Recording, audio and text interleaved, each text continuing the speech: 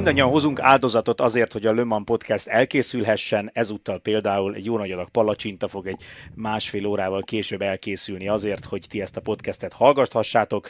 Van, aki egyenesen Kölnből van itt velünk, bár hazudnánk, ha azt állítanánk, hogy csak a mi kedvünkért jött haza, de a lényeg az, hogy ezúttal is 3 résztvevője lesz a Le Mans Podcastnek. Volentér Balázs autóversenyző, és itt van velünk ismét Adamek Levi, aki a Toyota Gazoo Racing szerelője, és ugye a VEC-ben induló csapat Toyota Gazoo Racingről van szó, természetesen nem a rally csapatról, én magam pedig Lantos András vagyok, az Eurosport kommentátora.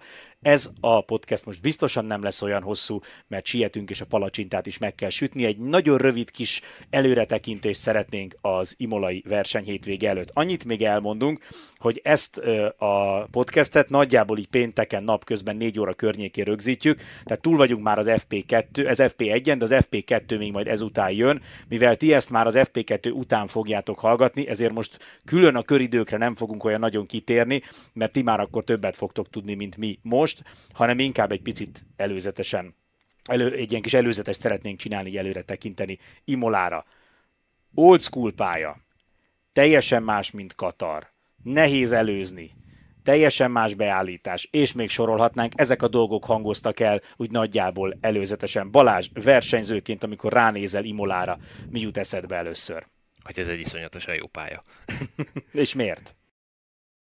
Alapvetően maga ez az old school feelingje teszi szerintem rettentő élvezetessé, hogy azért ezek a mai újabb pályák, Katar, vagy például ugye Bahrein, viszonylag lehet azt mondani, hogy ilyen jellegét vesztett pálya, picit jellemtelenek. Picit még ezek a korábbi pályák, például Imola, vagy mondjuk Monza, vagy réges-régen ugye Silverstone, hogy ezek meg egész más filozófia szerint épültek, és talán pont emiatt a versenyzői szemmel sokkal élvezetesebb rajtuk menni, egy-egy kört összerakni, egy tökéletes kör talán egy picit nehezebb is, úgyhogy versenyzőként szerintem mindenképp egy nagyon jó móka lesz mindenki számára egy körön, aztán, hogy utána a versenyen majd hogy birkóznak meg azzal, hogy a forgalmat hogyan kezelik, az már egy másik kérdés lesz. Levi, egyrészt nagyon örülünk, hogy megint itt vagy velünk, és köszönjük, hogy bejöttél, mindig élmény egy benfettes emberrel beszélgetni. Te, amikor készítettétek föl az autókat Katar után, mennyire éreztél más hozzáállást, más reményeket, másféle gondolkodásmódot a Toyotánál, mint Katar előtt, amiről ugye azóta megtudtuk, hogy előre tudtátok, hogy nem lesz egy könnyű pálya nektek? Hát Isten igazából más mentalitás nem volt jelen a csapaton belül, hiszen mindig arra törekszünk, hogy az autó legjobban föl legyen készítve. Isten igazából úgy voltunk, hogy jó, Katar megtörtént, azon már nem tudunk változtatni. Mondhatni, kihoztuk abból is a maximumot, mert egész jól zárult ahhoz képest, amit előre vártunk. Viszont Imolában azért már nyilván legalább egy dobogót szeretne a csapat összehozni. Mivel telt számodra a Katar óta eltelt időszak? Milyen feladatai voltak a csapatnál? Fú, hát azért most voltak bőven. Leginkább továbbra is az autó hátulján, illetve a cornerökön, tehát ugye mondjuk úgy, hogy ezen a subassembly area-kon dolgoztam. Igazából csak a fölkészítése a tartalékalkatrészeknek, annak az alkatrésznek, ami megy az autókra, szóval teljesen átlagos verseny előtti munkák voltak. Ilyenkor ti dolgoztok ugye a műhelyben, a mérnökök, meg a csapatvezetők meg rakják össze a marketing stratégiát, a versenystratégiát, a felkészülést, stb. A két részleg között az információcsere az úgy történik, hogy mondjuk a vezetőszerelő az bevonódik ezekbe, és akkor ő, amit elmond nektek szerelőknek, egyáltalán hogy értesültök ti csapaton belül? Van olyan, hogy sok fontos infót ti csak a sajtóból tudtok meg, mert ti mondjuk éppen lent szereltetek, miközben ezek a döntések megszülettek? Hát nagy rész azért már az első szerelő az tájékoztat minket, mert ő folyamatosan kapcsolatban van a mérnökökkel, valamint nyilván, tehát a mi részünk, ahol van, fölöttünk vannak egy szinttel följebb a mérnöki részek, és akkor ők azért napi szinten lejönnek, ha más nem köszönnek, egy-két szót váltunk. Úgyhogy azért informálva vagyunk, de az első szerelő dolga az, aki inkább kapcsolatot tart a mérnökökkel. Volt a Toyotának tesztje Katar óta? Nem. Legközelebb, ha jól tudom, majd talán Spa előtt lesz, vagy Spa után egy hosszabb Spa még? után, azt hiszem. Spa után, igen.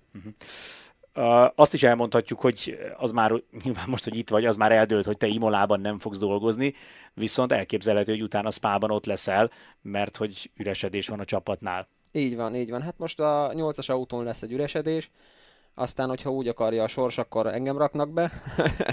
Egyelőre ezért dolgozok most, aztán hát várom a híreket. És aztán majd egy olyan 15 év múlva elmondod, hogy a szívem örökre 8-as. Így van, ja, igen. Imoláról egy pár érdekesség, ugye az alap, hogy egy óramutató járásával ellentétes pálya, ez ugye nagyon sok szempontból máshogy terheli az autót, máshogy terheli a versenyzőt. 2 van még ilyen amúgy a naptárban, Interlagos, illetve az Austini versenypálya. Nem egy kifejezetten gyors pálya. És ami nagyon nehéz, Balázs, hogy ezt a megelőző tesztek is mutatták, úgy tűnik, hogy a szokottnál is kisebb lesz a tempókülönbség a hypercarok és a GT3-as autók között, ami nagyon nehézzé teszi majd a lekörözéseket. Igen, ugye alapvetően a technikásabb pályáknál ez a fajta sebességkülönbség ez mindig eltűnik. Ugye itt korábban beszéltünk róla, hogy annól, amikor a Hungaroringen volt, ugye még régen a Le Mans szérizott, ugye volt lehetőség akár a P2-eseknek megfogni ugye a régi P1-es autókat. Minél inkább visszaveszünk ugye a kanyartempóból, annál inkább előtérbe kerül ugye a mechanikai tapadás, és a GT autók ebből a szempontból mondhatni egy picit akár előnyben is vannak. Tehát például ezért láthattuk azt korábban, hogy a nagyon-nagyon lassú kanyarokba közvetlenül a rajt után adott esetben a GT autók még el is tudnak menni még régen a korábbi években a P2-eseknek, főleg, hogyha mondjuk ugye azokat a bronzversenyzők vezették. Tehát tényleg előfordulhat az, hogy ezeken a részeken a kasztis autók egy picit gyorsabbak, és ugye Imolára ez teljes egészére kivetíthető, tehát emiatt lesz az, hogy sokkal kisebb lesz az úttal a sebességkülönbség, illetve a köridőbeli különbség, mint az volt mondjuk Katarban, meg mint mondjuk majd várható Le Mansban, Spában.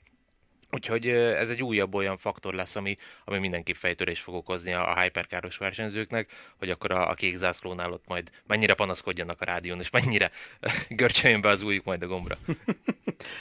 Magas rázókövek. Ez egy újabb, nagyon nagy változás Katarhoz képest. Katarban gonoszak voltak a rázókövek, mert igazából viszonylag könnyen rá lehetett menni, tipikus motoros rázókövek voltak, viszont utána volt egy nagy lépcső, egy ilyen lelépő, amivel oda lehetett ütni az autó alját. Nem tudom, Levi, nálatok volt-e össze-vissza karcolt padlólemez, ami lekerült az autóról? Hát voltak azért, főleg, hogy azért a legtöbb pilóta az azért elég keményen szereti használni a rázóköveket. Aztán ebből, hát nagy problémánk nem volt, csak a szokásos kopás, de az látható volt, igen. Szóval, hogy ez a rázókő használat, vagy ezek a magas rázókövek és ezeknek a használata is nagy különbséget jelenthet majd a hypercarok meg a GT3-ak között, mert, és ezt talán a Corvette valamelyik versenyzője mondta el, hogy a GT3-asok simán rámennek a rázókőre, ellenben a hypercarokkal gyakorlatilag a rázókő külső, pontosabban belső, a pálya felüli ívén kell végigmenni, tehát nem használhatod érdemben a rázókövet. Abszolút, a GT autók azok tényleg lehet azt mondani, hogy ebből a szempontból picit ilyen offroad autók, tehát azok mennek át mindenen. Én emlékszem, hogy amikor ugye a Hungaroringen is mentünk ott a felső sikánban, ugye ott vannak ezek az úgynevezett fémdombok, vagy hát nem is tudom, ugye már nem ez az úgymond kolbász, ezek a sausage körbök vannak, hanem ugye le lettek cserélve ezekre a fémdombokra, és hát tényleg a GT autók azok adott esetben 4 kerékkel mennek át. Ehhez képest ugye az LMP-vel azért azokat már illik elkerülni, mert ott a splitter meg egyebek elég csúnyán bánhatják a dolgot, úgyhogy ez is ugye hátránya lehet majd a hypercaroknak, illetve ugye ezek a magas rázókövek, ezek azért erősen meg tudják bontani az autó egyensúlyát. Most mondjuk a Peugeotnak már ebből a szempontból szerencséje lesz, mert ugye eddig ők voltak a legérzékenyebbek a ground effektre, illetve ugye arra, hogy mennyire egyenetlen egy pálya, de most már ugye ebből a pixisből ők is kikerülnek, de alapvetően azért maguk ezek a prototípus autók sokkal érzékenyebbek arra, hogy az autó hasa egy picit a kelleténél jobban elemelkedik az aszfalttól, mint mondjuk a GT-knél. Levi, mennyire volt nálatok téma a fék, várható fékkopás, illetve a fékek felkészítése? Ugye ti LMH autóval mentek, és előzetesen mindenki azt mondja, hogy az LMH-knak itt egy pici előnyt jelent majd, hogy náluk a fékezést nagyobb mértékben végzi a hibrid rendszer, míg az LMDH-knál a hibrid rendszer sokkal kevesebb energiával dolgozik, ergo nagyobb lesz a megterhelés a fékeknek, és mindenki arról beszél, hogy a komoly féktávok miatt ez egy kritikus pálya lehet a fékhatás romlás szempontjából. Itt citálták a 2011-es LMP1-es időszakot, amikor az Audinak is komoly fék problémái voltak. Szóval nem tudom, hogy nálatok ez előkerült-e, vagy beszéltetek-e róla? Nem volt téma egyáltalán. Igazából a fék felkészítés az ugyanúgy zajlott, mint Katar előtt, vagy bármelyik tesztnél. Nem volt különösebb semmilyen specialitás. A nehéz hypercarokkal van olyan verseny, vagy olyan pálya, ahol készültök ilyen GT-szerű fékcserére, vagy mindig egy szett fékbetéttel végig lehet nyomni a versenyt? Egy szett, mert nagyon sok időbe telne. Ugye itt nagyon sok borítás van a fék nyergen végül is, vagy a fék dobon, és szerintem egy 20 percet simán elven, hogyha fékcserét szeretnénk. Aztán itt ebbe a mezőnybe 20 perc eldobós, az már tulajdonképpen ki is állhatsz a futamról. Lehet, hogy pontszerzésről is lemaradsz, hogyha... Igen. Igen. GT-nél azért szoktuk ezt látni általában verseny kétharmada táján, fele táján, attól függ, hogy mikor adja ki a stratégia. Ezek a legfontosabb témák igazából Imolával kapcsolatban előzetesen. Tehát, hogy nagyon nehéz lesz a forgalmat kezelni, hiszen kicsi lesz, különösen a pálya lassú részei, kanyargós részein, kicsi lesz a tempókülönbség a GT3 és a Hypercarok között. Ez majd a profi versenyzők feladata lesz leginkább, hogy felmérjék azt a pillanatot, amikor be kell szúrni. Adott esetben már úgy készítsék elő magát az utolérést, hogy ne egy rossz pillanatban. Erről Balázs mesélj egy picit, mert mikor én először hallottam, hogy versenyzők ti erre figyeltek, tehát hogy konkrétan te már akár egy körrel ezelőtt is nézed, és a mérnököddel vagy kettővel előre megbeszélitek, hogy előtted van egy 3 autós boly, egy picit mondjuk vegyél vissza a következő szektorban, hogy ne a legrosszabb pillanatban érd utol. Azért ez egy nagyon komoly mentális kapacitás, hogy miközben vezetsz és figyelsz az autóra, közben még azt számolgasd, hogy mikor érd utol azt a vonatot. Igen, erre azt szoktam mondani, hogy ez picit olyan, mint egy sakjátszma egyébként. Tehát sose az előtted lévő kanyarra koncentrálsz, hanem már jóval 3-4 lépéssel előre egy picit, és ez tényleg így, hogy ugye a mérnök már az adott körnek az elején mondja, hogy milyen forgalomra számíthatsz, hány autós bolyt fogsz utolérni, tiszta köröd lesz, és a többi, és a többi. És ilyenkor igen, ezeket adott esetben bele kell kalkulálnod, hogy akkor tudod, hogyha mit tudom, hogy 8 másodpercre van előtted egy 3 autós mezőny, de pont akkor fog jönni egy nagyon nehéz, nagyon technikás rész, akkor igen, egy picit, nem sokat, de egy picit inkább elveszed az elején, és elrontod az előtte lévő szakaszt, hogy utána azon a részen, ahol tényleg igazán sokat veszítenél, amiatt már ott éred őket utol, ott egy picit tudja ezzel nyerni, úgyhogy tényleg ez azért fejben nagyon ott kell lenni, meg nem is azt mondom, hogy ott kell lenni, inkább azt mondom, hogy nagyon kell ismerni az adott pályát. Tehát itt kijön majd az, hogy kinek mennyire van jó pályatapasztalata, hiszen ki mennyire tudja azt, hogy hol érdemes picit jobban belespórolni. Nyilván itt azért a mérnököknek is kulcsfontosságú szerepe lesz, hogy ki milyen tanácsot tud adni a versenyzőknek, de adott esetben azért mondjuk a hazai pilóták, azok, akik mondjuk itt nőttek fel Imolában, nekik ebből a szempontból lehet egy kis előnyük. Levi, ti a lekörözésekkel kapcsolatban bármiről beszéltetek, bármi előkerült, vagy ez inkább mérnöki szinten zajlik, és hozzátok ez nem megy le? Hogy... Nem, ez szerintem csak a mérnök és a pilóta között zajlik. Nyilván ők is föl vannak készülve arra, hogy azért itt valószínűleg lesznek balesetek, lesznek slowzónok, lesz nagyon sok GT autó, akit ki kell kerülni, de mi ezzel, legalábbis én nem állok kapcsolatban ezzel a hívókkal. Viszont, hogyha ugye ez is előkerült, sokan mondták, hogy főleg Katarhoz képest, amely egy nagyon zöld verseny volt, sokkal több sárga zászló, sokkal több biztonsági autó, vagy egész pályás sárga lehet. Ez a stratégiát bolondítja meg nagyon, hiszen egy ilyen pályán, egy ilyen versenyen, ha mondjuk nehezen alakult az eleje, mert balesetbe kerültél, és van fél perc, 40 másodperc hátrányod, a stratégiádban számolhatsz folyamatosan azzal, hogy jön egy safety car, és alakíthatod úgy a taktikát, hogy egy safety car kedvezzen neked.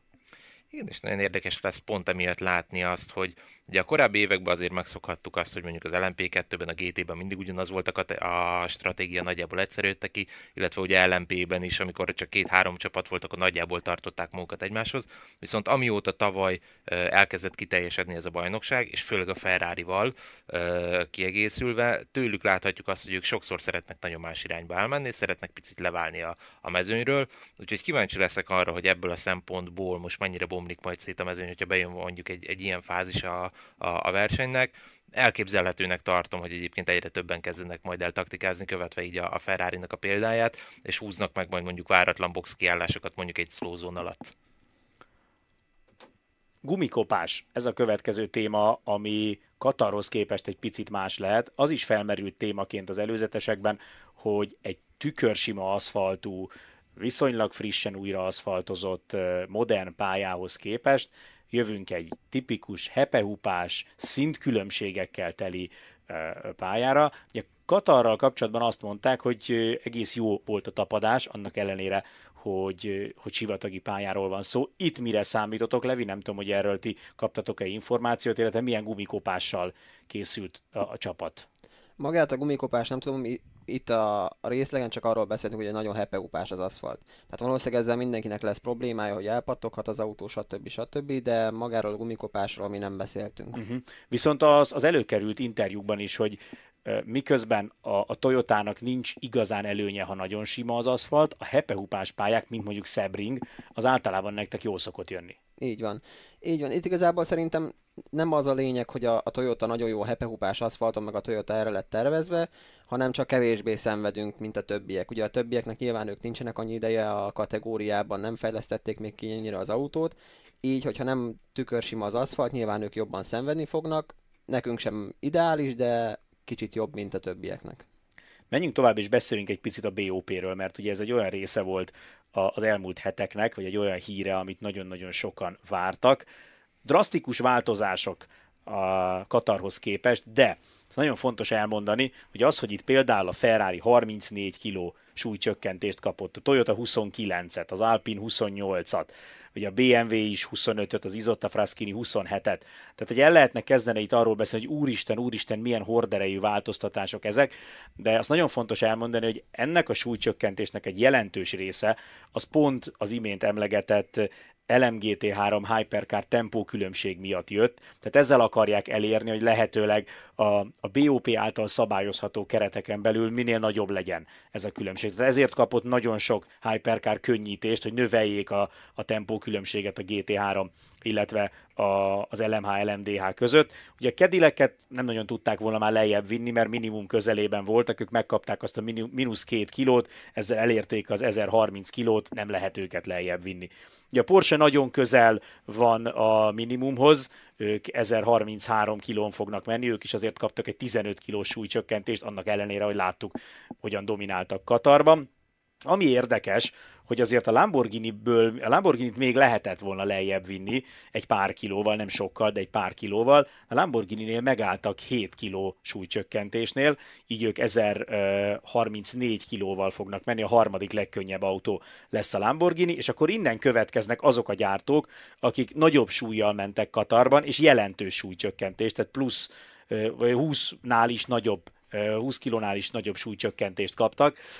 A legnagyobbat ugye a Ferrari, illetve a Toyota, de Balázs, azért amit érdemes megnézni, hogy a különbség a nagy súlycsökkentést kapó gyártók között nem olyan rettenetesen nagy, tehát ha megnézed, hogy 34 kilóval ugye a Ferrari kapta a legtöbbet, és ugye ott van 25 kilóval a BMW, de a különbség az 9 kiló. Tehát igazából az, hogy 9 kilóval kapott csak kisebb csökkentést a BMW, mint a Ferrari, az azt mutatja, hogy a teljesítményváltoztatás kedvéért nem történtek nagy változások, sokkal inkább mindenkit lejjebb vittek egy picit, hogy ne legyenek nagyon lassúak a hyperkárok a GT3-hoz képest. Te is így látod, hogy az egymáshoz viszonyított súlyváltozás az nem olyan rettenetesen nagy? Abszolút. Talán a Porsche egy picit egyébként nekem kilóg ebből a listából, de őket most majd egy picit tartogassuk későbbre. Visszatérve itt ugye önmagukra, a súlycsökkentésekre, ami még nekem föltűnt, ugye Katarba beszéltük azt, hogy ott ugye amikor illetve a Toyota bitang nehéz volt, hogy gyakorlatilag elérte az új felső súlyhatárt, illetve a Peugeot akkor ugye a minimum súlyhatáron ment, hogy ott milyen hatalmas nagy különbség volt ugye az autók között, hogy pont azt beszéltük, hogy gyakorlatilag lehet azt mondani, hogy visz magával plusz egy versenyzőt, majd hogy nem olyan. Igen. Ehhez képest most sokkal-sokkal kisebb a különbség a legnehezebb és a legkönnyebb autó között, ugye ez most per pillanat 31 kg lesz, tehát azért itt ebből a szempontból jelentős lesz a különbség, főleg úgy, hogy ugye a legnehezebb autó a Peugeot, azért lesz csak a legnehezebb, mert ők most az új koncepciójú autóval jönnek. Valószínű, hogyha ők ezt az autót már Katarba behozzák, akkor most nem ezzel a BOP-val mennének, hanem egy picit könnyítettel. Ugye ezt tudjuk jól, hogy mindig, amikor jön valaki egy új autóval, ez hiába egy fejlesztett autó, de miután ez egy új autónak minősül, újra lett homologizáltatva, ezért ők ugye a legsúlyosabb BOP-t fogják kapni. Ugyanez igaz ugye a motor teljesítményükre is. Visszatérve a Porsche-re, nekem megmondom őszintén azért meglepő, mert ahhoz képest, hogy mennyire jól mentek, én nem feltétlenül láttam volna indokoltnak, hogy ők mondjuk -15 kilót kapjanak, és ezzel ők legyenek a második legkönnyebb autó a mezőnyben, de erre mindig azt szoktam mondani, hogy nem én vagyok az Akónak a mérnöke, meg nem én vagyok az AVL-nek a mérnöke, tehát ők azért sokkal több adatból dolgoznak, és ők pontosan tudják azt, hogy miért döntöttek így. Én elhiszem nekik azt, meg megbízom bennük, hogy ők emellett döntöttek. Nyilván jó okuk volt erre. Illetve amit elmondtak többször is, hogy az új BOP számításban megpróbálják figyelembe venni a soron következő pálya karakterisztikáját. Tehát ebből számomra az a következtetés jön le, hogy A, vagy mellé lőttek, most bízunk benne, hogy nem ez történt, B, hogy ők látják, hogy a katari remeklés a Porsche részéről az egy pályaspecifikus remeklés volt. Tehát nagyon feküdt a Porsche-nek a pálya. Lehet, hogy mondjuk, ha most újra nekifutnának Katarnak, akkor picit szigorúbb BOP-t kapnának oda a Porsche-sek. Ezt nem biztos, hogy látták előre, hiszen a Katarban sportautóversenyt még nem rendeztek, tehát nem nagyon volt tapasztalat. Viszont elképzelhető, hogy a technikai bizottság látja azt, hogy Imolában ez az előny nem lesz meg a Porsche-nál, és simán benne van a pakliban, hogy majd a hétvége után azt fogjuk mondani, igen, ez jó döntés volt, mert a Porsche teljesítménye ezzel a súlycsökkentéssel került nagyjából egy szintre a többiekével. Levi, hozzád fordulok, az lenne a kérdésem, hogy amikor ilyen mérvű súlycsökkentés történik, ugye 34 kiló, a ti esetetekben egészen pontosan 29 kiló, ez a ti munkátokat bármilyen formában, futóműbeállítás, ilyesmi befolyásolja, vagy ez az autó őssúlyához képest annyira pici változás, hogy mindent pontosan ugyanúgy csináltok? Nem, ez inkább szerintem a mérnököknek okoz, hát nem nagyobb fejtörés, de azért nekik biztos, hogy nehezebb, mint nekünk.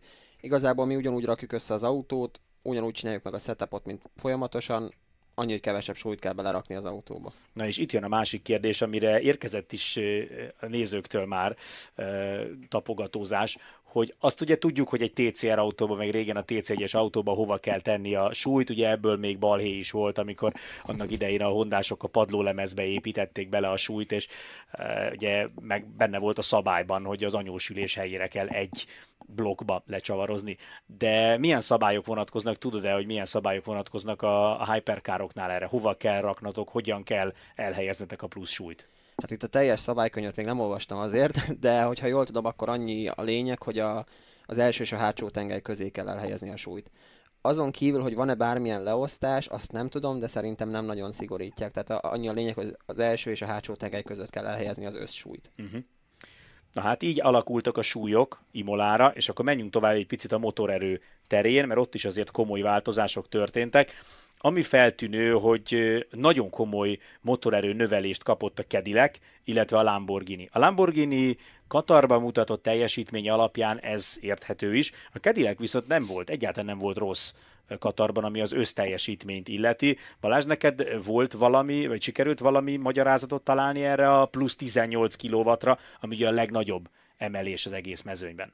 Nem, megmondom őszintén, abszolút nem. Tehát ha az előbb azt mondtam, hogy a Porsche nekem az egy meglepetés volt és kilógott a sorból, akkor itt ebből a szempontból pedig a Cadillac tartozik ide.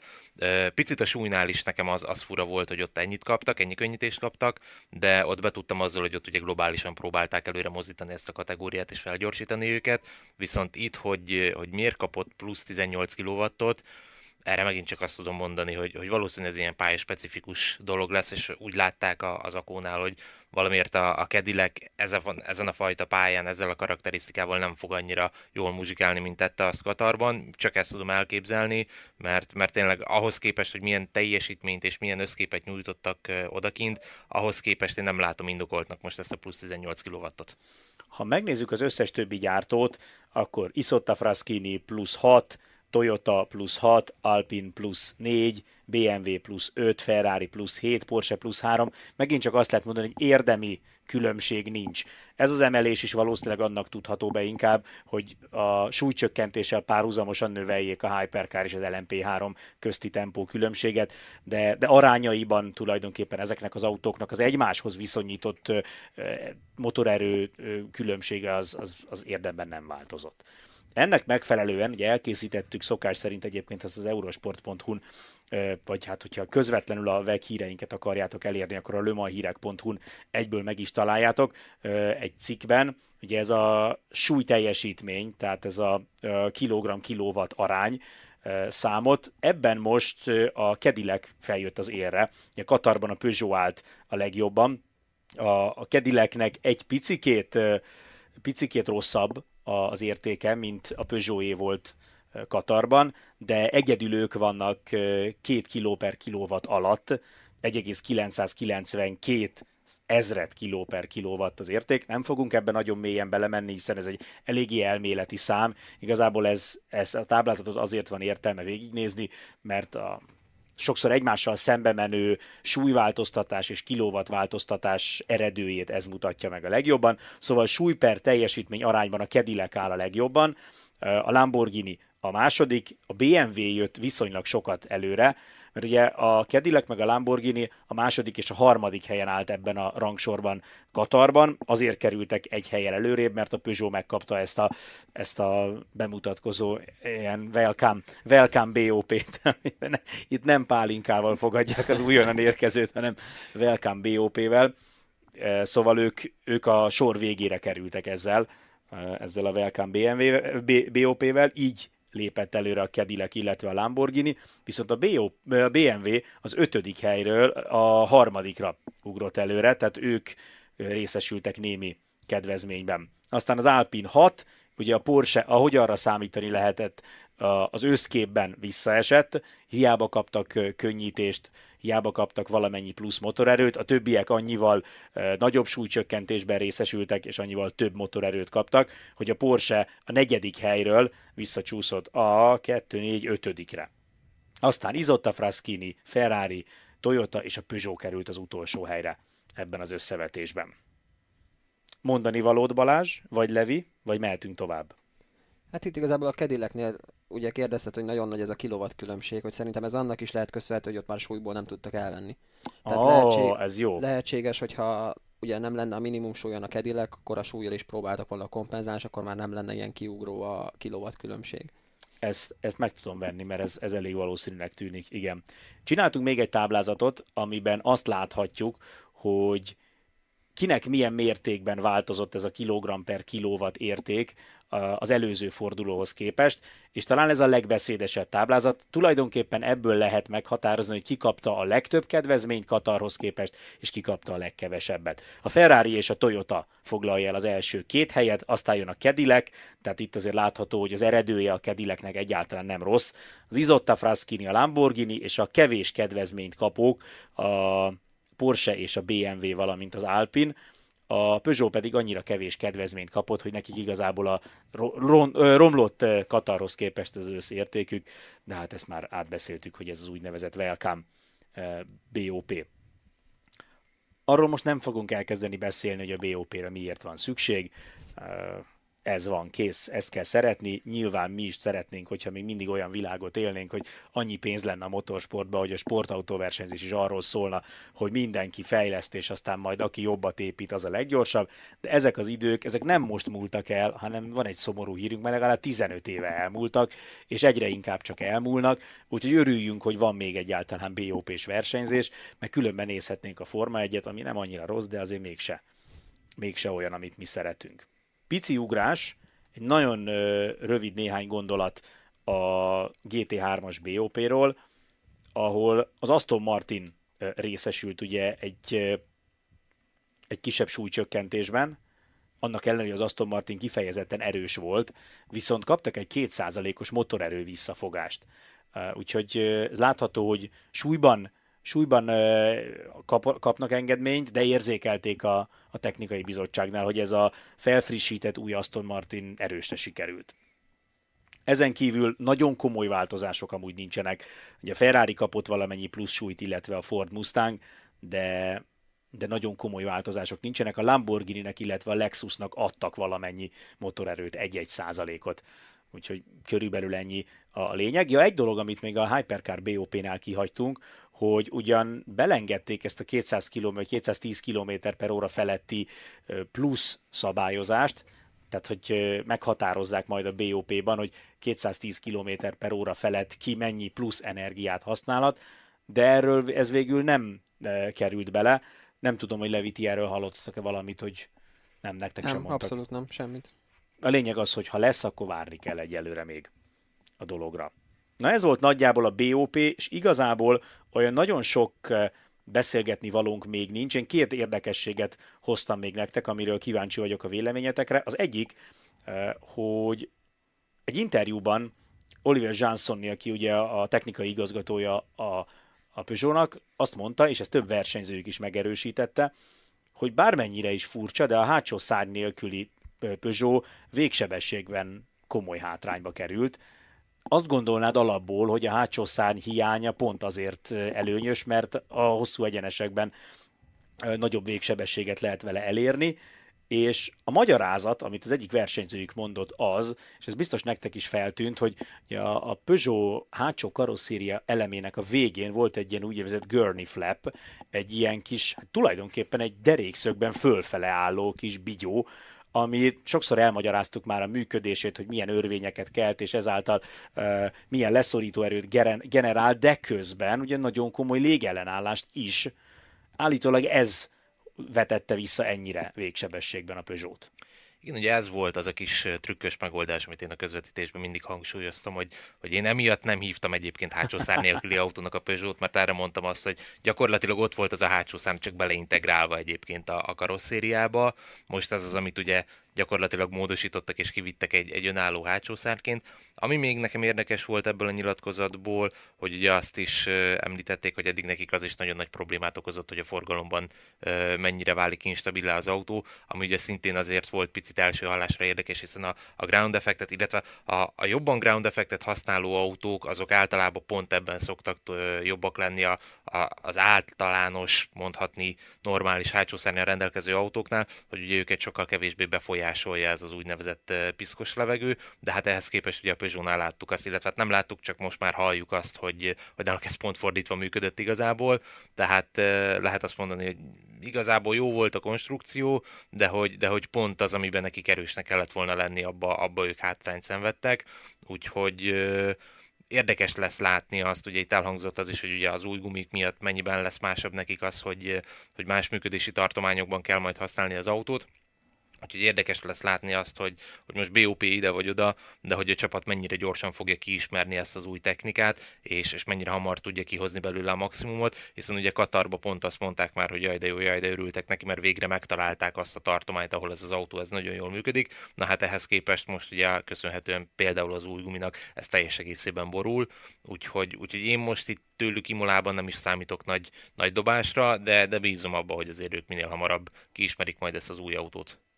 Ez hangzott el nagyon sokszor az elemzésekben, hogy teljesen megváltozik az autó viselkedése attól, hogy elől keskenyebb, hátul szélesebb gumi lesz. Azt több versenyző is elmondta, hogy innentől kezdve azon aggódni, hogy amikor kanyarból kifele rálépsz a gázra, elúszik a hátulja, sokkal kevésbé kell, hiszen jobb a tapadás hátul, ugye a hátsó szárny is segíti, ráadásul szélesebb a gumi, tehát amíg alacsony a tempó, a mechanikai tapadás, akkor is sokkal jobb. Állítólag most majd az elejével kell egy picit vigyázni, mert ott viszont ugye 2 centivel keskenyebb a gumi, tehát könnyebben válik ortolóssá az autó.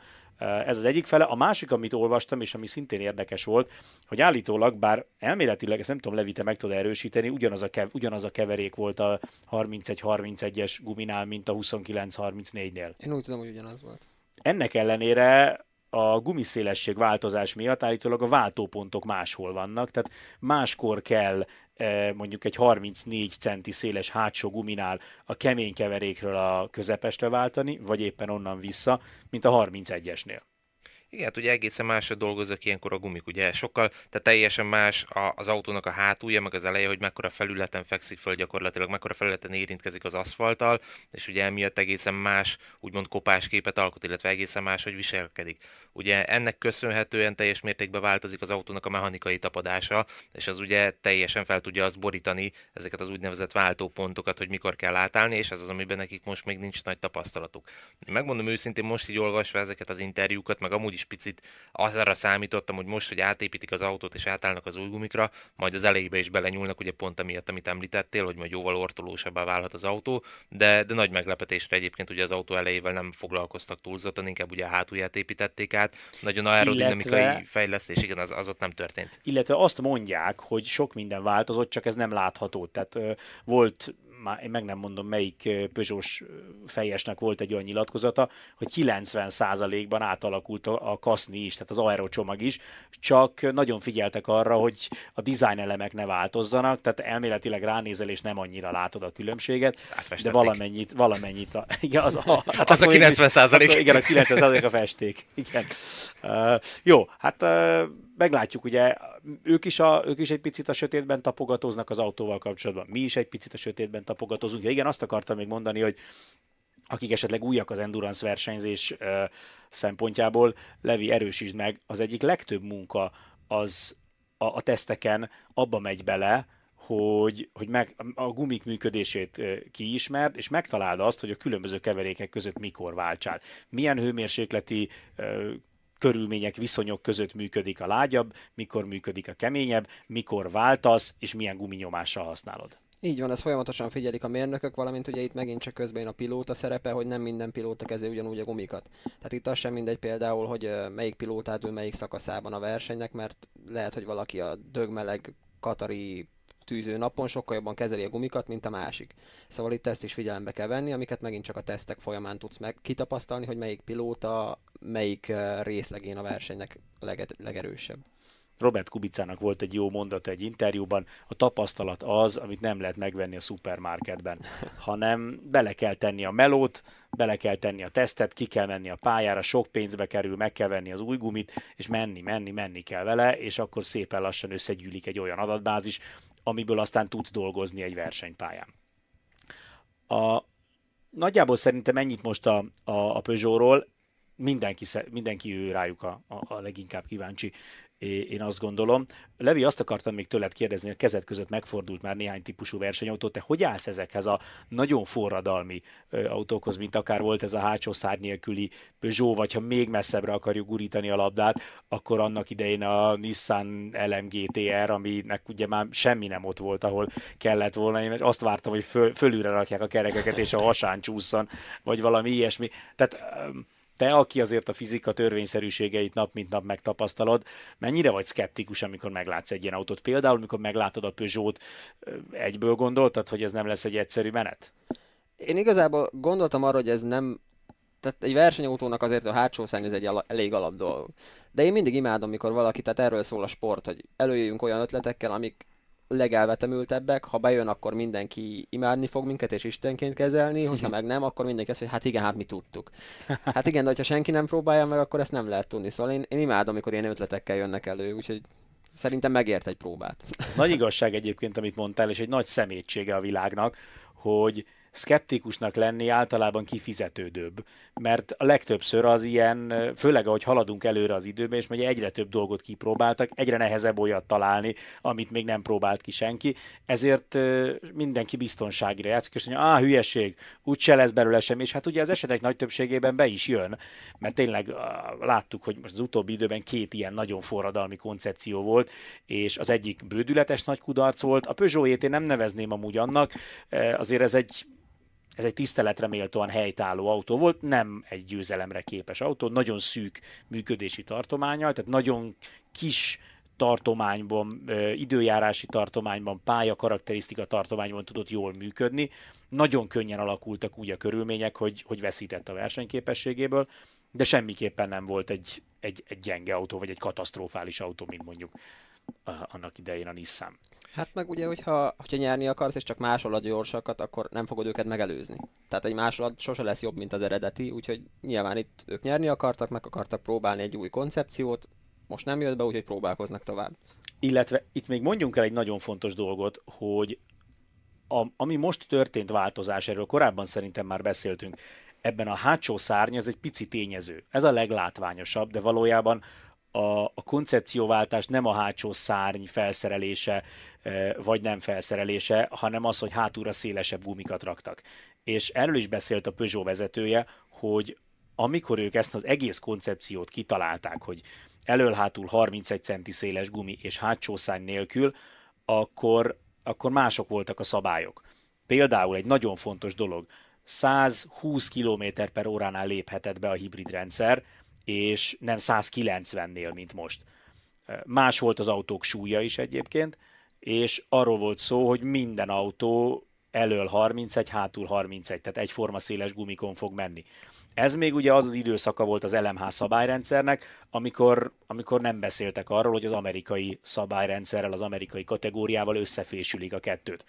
Aztán, amikor megtörtént a nagy összeborulás, hogy akkor az LMH-k meg az LMDH kölcsönösen indulhassanak egymás bajnokságában, akkor ugye mindenki elkezdte vakarni a fejét, hogy oké, gyerekek, de hát az LMDH egészen más gumin megy, egészen más hibrid rendszert használ, stb. És hirtelen menet közben, amikor már a Toyota javában dolgozott az autóján, amikor a Peugeot javában dolgozott az autóján, át kellett írni az LMH szabályrendszert, és ugye akkor jött egy ilyen döntés, hogy aki már megépítette az autóját elől-hátul 31-el, az használhatja, de aki például ez után kezd el autót tervezni, annak már kötelező hátulra szélesebb, előre keskenyebb gumit, annak már kötelező ez a 190 km/h hibrid belépési küszöb betartása.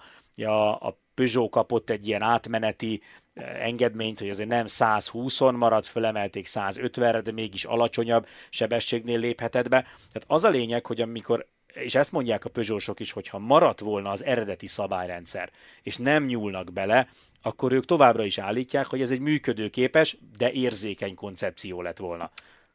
Igen, de itt most nem akarom bántani a Peugeot, de kiemelném az egyik kulcsmondatodat, ami elhangzott a szádból, hogy a Toyota meg még előbb kezd el fejleszteni az autóját. Na most, ha a Toyota meg tudta azt lépni, hogy ők időközben változtattak a koncepciót, és egy teljesen másik strukturális autót építettek föl, akkor a Peugeot miért ragaszkodott ennyire a 31-31-hez? Tehát, hogyha ők már tudták azt, amikor bejött az új szabály, hogy a 29-34-jel nem leszünk versenyképesek a 31-31-jel, és a Toyota ezt felismerte, és azt mondták, hogy jó, akkor mi építünk egy másik autót, akkor a Peugeot miért mondta azt, hogy de mi akkor is ragaszkodunk a 31-31-hez? Mert megadták a választ amúgy. A válasz az, hogy ők sem gondolták. Tehát itt elkövettek egy hibát, ezt le is nyilatkozta a technikai igazgatójuk, hogy nem gondolták, hogy ekkora hátrány lesz az új szabályokkal, a magasabb hibrid belépési sebességgel, nem gondolták, hogy ekkora hátrány lesz az, hogy nekik hátul keskenyebb gumi van, mint a többieknek.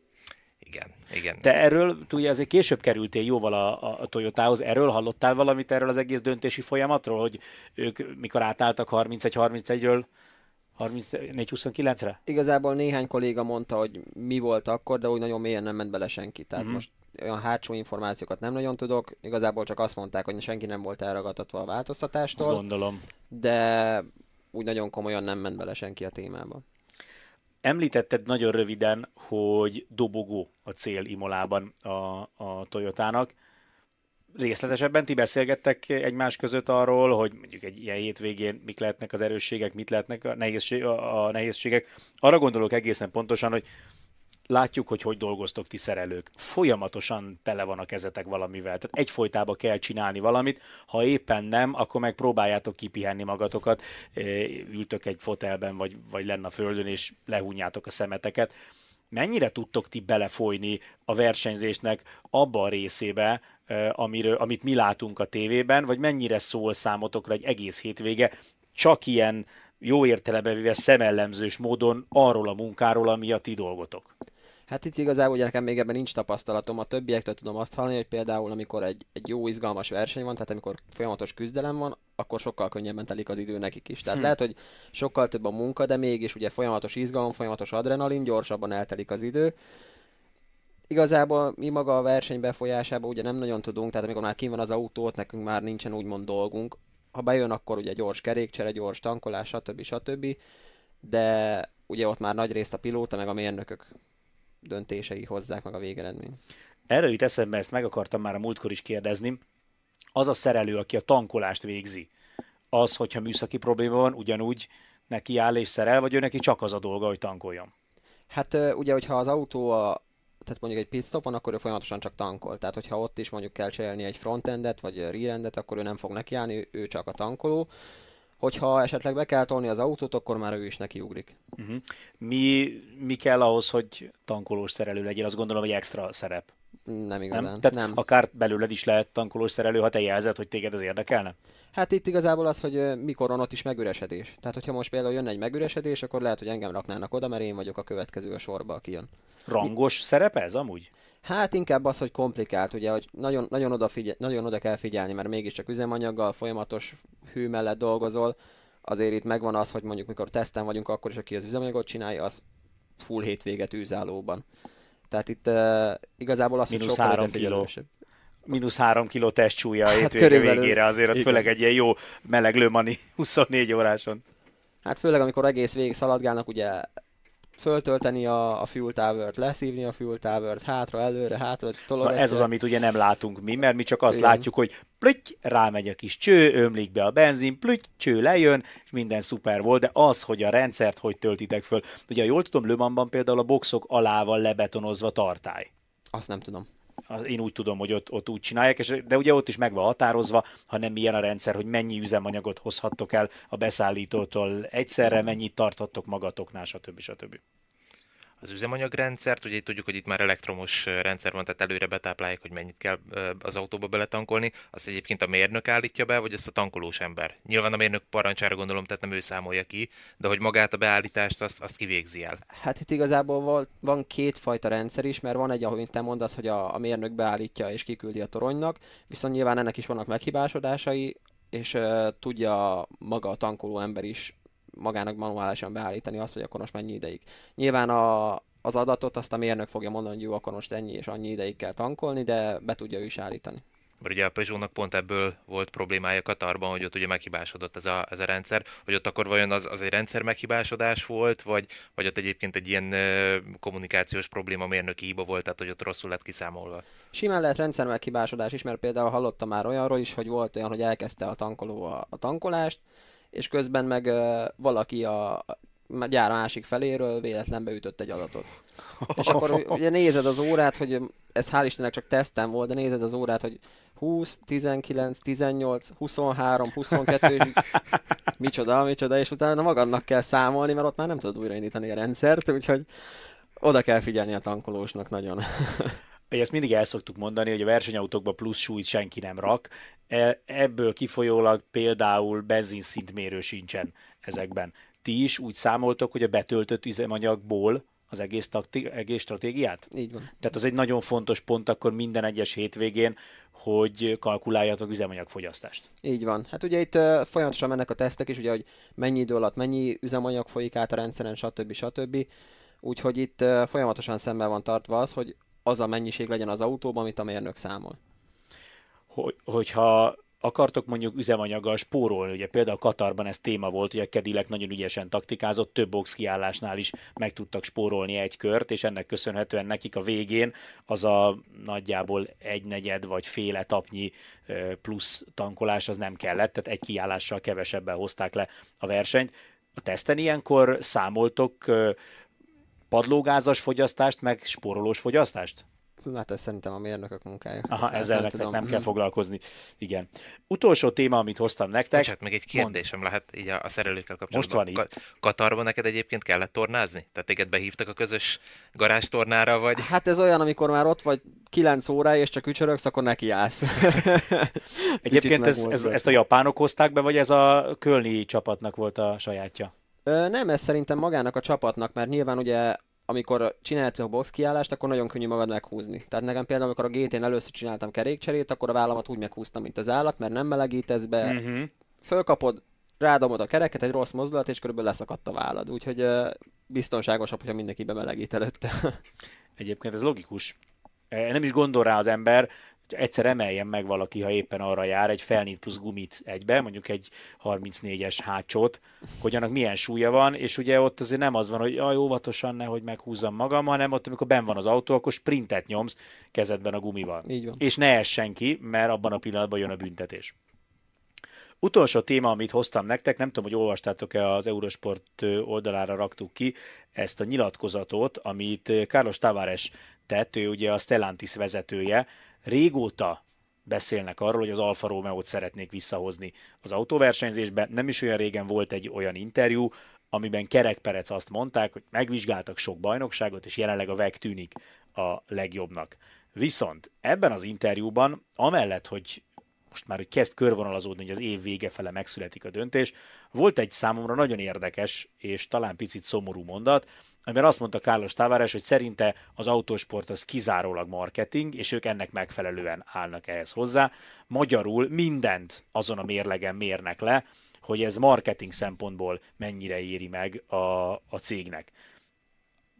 Valahol értem, máshol nem értem. És egy picit oda mehetünk vissza, hogy réges-régen vége van már annak a motorsportnak, amikor egy autógyártó azért száll be a motorsportba, mert egyébként tudjuk, hogy bődületes nagy profitjuk van, és van egy motorsport kedvelő főnök, aki azt mondja, hogy legyünk ott, csináljuk meg, ez jó hatással van a gyárra, jó hatással van az itt dolgozó emberekre, az irodában dolgozóktól kezdve a fejlesztőmérnökökön át, a WC-s néniig mindenkit lelkesít, hogyha van versenyprogramunk. Másrészt egy ilyen közvetett marketing a gyártónak, hiszen ha jól megyünk a pályán, akkor az kellemes érzéseket társít a márkanévhez, és egyébként meg azért csinálom, mert imádom. És megtehetem, mert én vagyok a góré, és enyém a Ford Motor Company, és ha én azt mondom, hogy a Ford Motor Company versenyezni fog Le Mansban, akkor versenyezni fog, és nem az igazgató tanács fog leszavazni, és nem azt fogja mondani, hogy szerintünk van 70 darab jobb marketing eszköz, inkább használjuk azt.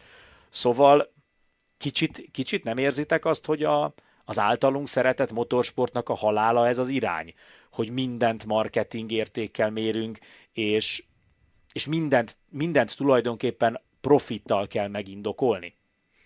Szerintem ne vegyünk mindenkit ezzel a kalap alá, amit kifejezetten most róla beszélünk, igen.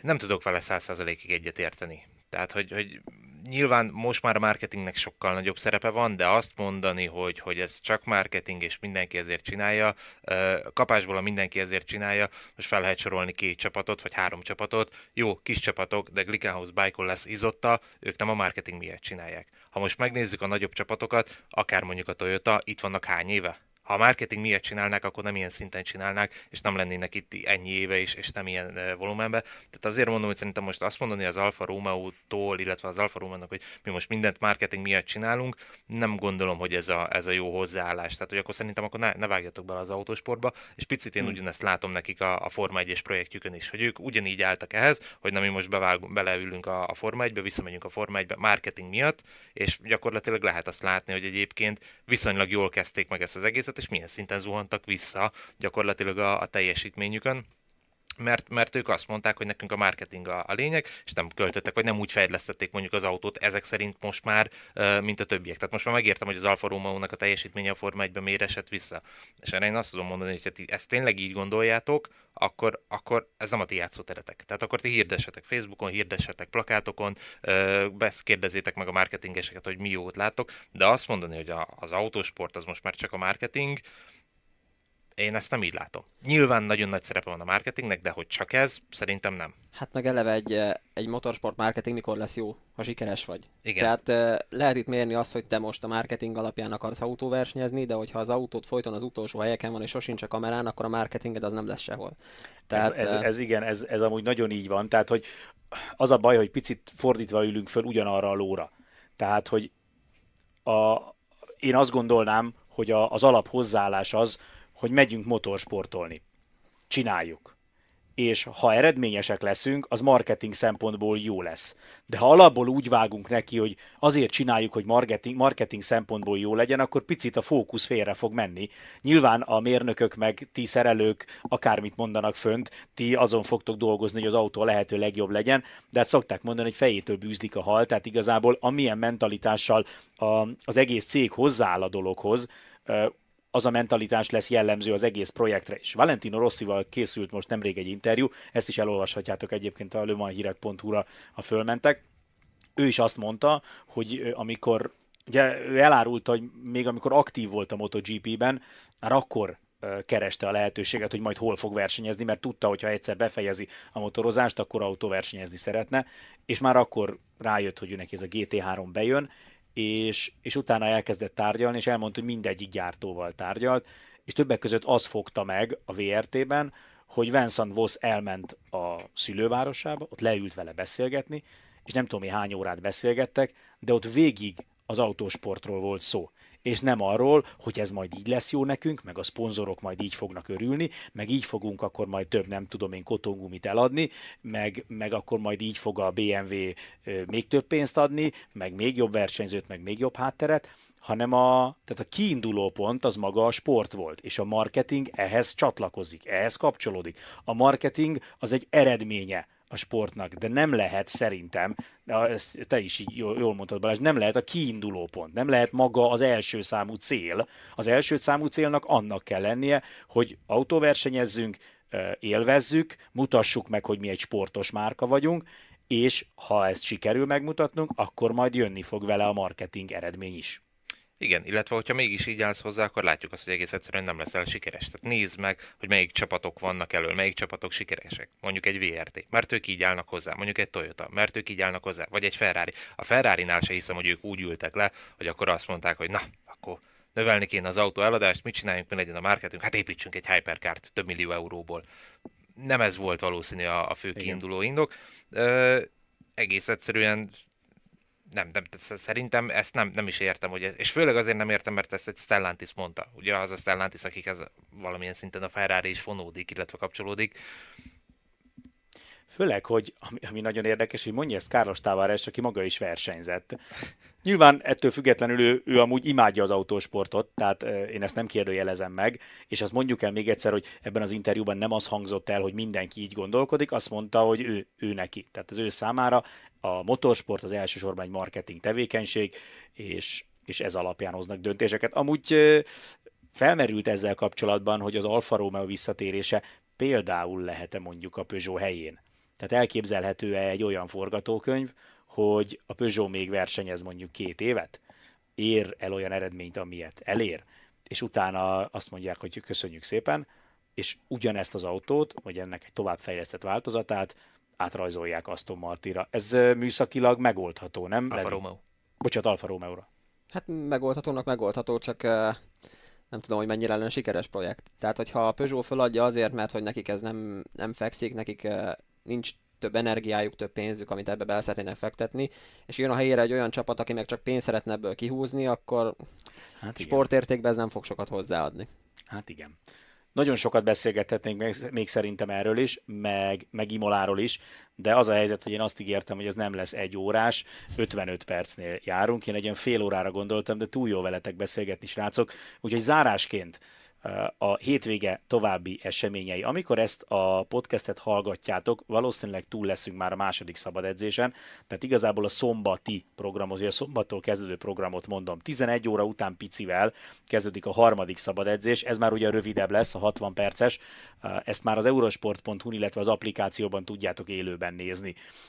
Aztán 14 óra 45-kor kezdődik az időmérő edzés. Most picit meg lesz bolondítva, mert ugye legutóbb Katarban úgy volt, hogy lement a 2 alapedzés, és utána a 2 hyperpole. Most külön vették a 2 kategóriát, tehát 14.45-től lemegy az LMGT3 időmérője, és aztán egyből az LMGT3 hyperpole, aztán 15 óra 25 környékén, tehát fél 4 fele jön a hypercarnak az időmérője, és utána a hypercar hyperpole. Ezeket is mind élőben nézhetitek magyar kommentár nélkül, de élőben az eurosport.hu-n, illetve az applikációban, és akkor vasárnap 12 óra 30-kor felvezető műsorral indul majd a futam közvetítése. Az eurosport.hu-n, illetve az applikációban az elejétől a végéig megszakítás nélkül magyar kommentárral nézhetitek az Imola 6 órást, ezt Volentér úrral fogjuk ketten celebrálni. Levit is majdnem rávettük, csak el visszamennie hívja a kötelesség, úgyhogy ő most nem lesz velünk, de eljön majd az idő, illetve remélem, hogy nem jön el. Sajnos hétfőn már dolgozni kell, úgyhogy... Nagyon remélem, hogy nem jön el az idő, amikor be tudsz ülni, mert az azt jelenti, hogy tartósan vegfutamokon éled az életed. Szóval így néz ki majd a közvetítés az online felületeken, a tévében is amúgy az Eurosport 2-n 12.30-kor kezdődik a közvetítés, és tart 19.30-ig, ott annyi a bolondítás, hogy 2 órától fél 4-ig el kell kapcsolnunk, hogy megmutassuk a motoros Le Mani 24 órás befutóját, de ez idő alatt természetesen az online megszakítás nélküli adást lehet nézni. Mindent, amit ezzel a hétvégével kapcsolatban tudni érdemes, megtaláltok ebben a bizonyos cikkben, amit most itt idéztem, a lemanhírek.hu-n. Vekmenetrend és tévéközvetítések Imola 6H 2024, ez a fantáziadús címe. Gyerekek, jó volt veletek megint. Levi, nagyon köszönjük, hogy bejöttél. Én köszönöm. És akkor sok sikert majd. Remélem, hogy győztes autókat kell takarítanod hétfőn, vagy hétfő után valamikor Kölnben. Balázs, tőled olyan hosszú időre nem búcsúzom, mert vasárnap toljuk itt együtt a közvetítést. Úgyhogy köszönjük, hogy itt voltatok, nektek köszönjük a figyelmet, hallgassatok bennünket, nézzetek bennünket, szagoljatok bennünket, és Imola után jövünk a következő epizóddal. Sziasztok! Sziasztok! Sziasztok.